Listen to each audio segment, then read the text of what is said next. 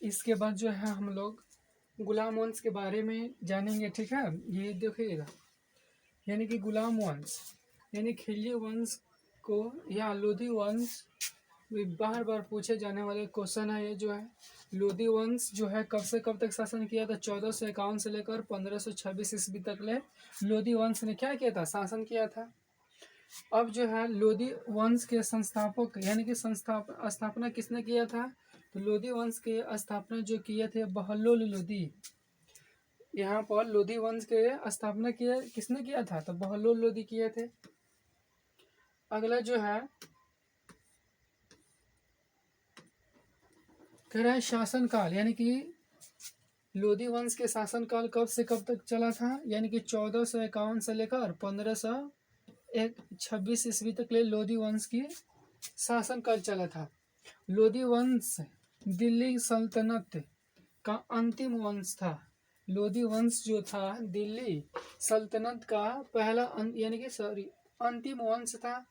बहलोल लोधी अफगान जाति से संबंधित है, यानी कि जो है बहलोल लोधी कहाँ के जाति से संबंधित है? तो अफगान जो देश था वहाँ से ये संबंधित है, इस उस जाति से संबंधित है।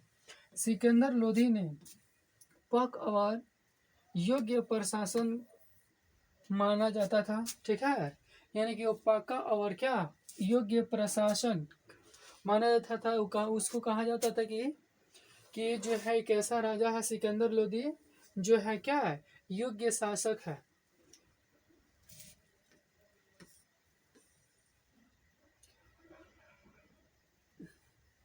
अगला जो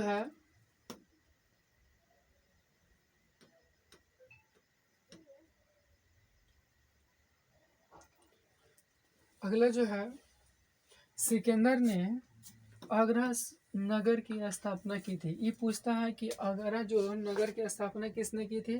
तो सिकंदर लोधी ने आगरा नगर की स्थापना की थी। लोधी शासकों ने कृषि सुधार पर विशेष ध्यान दिया था।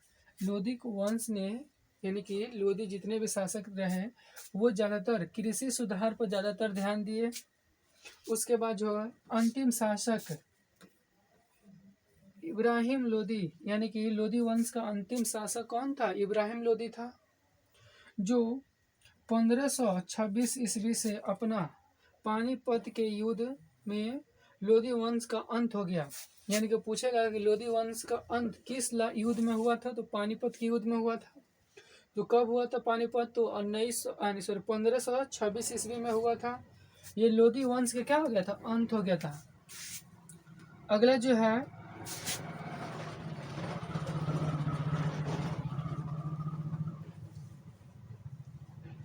यानी कि बाबर की विजय हुई और यानी कि मुगल साम्राज्य की स्थापना हुई। यानी कि जब लोधी वंश हार गया पानीपत की युद्ध में तो कौन सा साम्राज्य बना था? तो वो बना था मुगल साम्राज्य। आई होप कि समझ में आया होगा। मिलते हैं नेक्स्ट वीडियो में, तो थैंक्स फॉर वॉचिंग।